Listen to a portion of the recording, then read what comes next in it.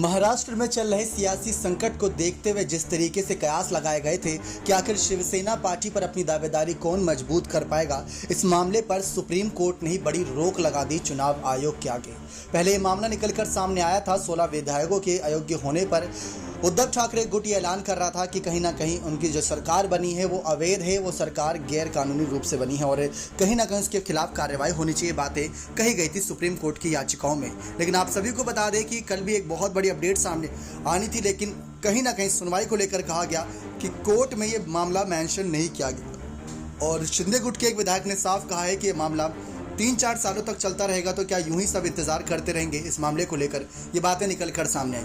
लेकिन अब आपको जानकारी दे दें कि एक तरफ शिवसेना पर सुनवाई हो रही है चुनाव को चिन्ह को लेकर भी, तो उद्धव ठाकरे ने भी कह दिया था चुनाव चिन्ह हमारे लिए बहुत मायने रखता है क्योंकि उनके पिता की धरोहर के रूप में है। तो वहीं शिंदे ने कह दिया था कि हमें चुनाव चिन्ह नहीं चाहिए, कहीं ना कहीं उन्हें चुनाव चिन्ह की आवश्यकता भी नहीं, जनता का समर्थन अपने नाम अपने दम से बटोर सकते हैं।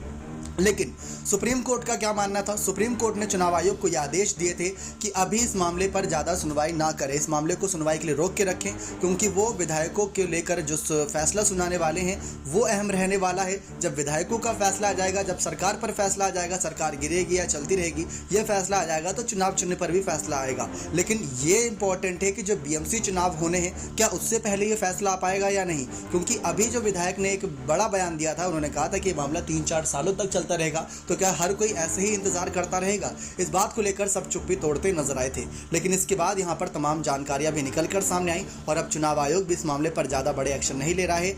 उद्धव ठाकरे गुट को राहत मिली थी, जहां 4 हफ्ते के अंदर उन्हें अपने दस्तावेज जमा करने, इस मामले पर बड़ी खबर सामने आई थी, तो 4 हफ्ते तक वो अपने दस्तावेज यहां पर जमा कराएंगे। इस बात को लेकर बात साफ कर दी गई है। लेकिन अभी तक जो देखा जाए, कहीं ना कहीं जो ये फैसले आने हैं, उद्धव तो सब कुछ खो ही चुके एक तरीके से। पार्टी का चुनाव चिन्ह भी अगर चला जाएगा तो बहुत बड़ा झटका उनके लिए होगा।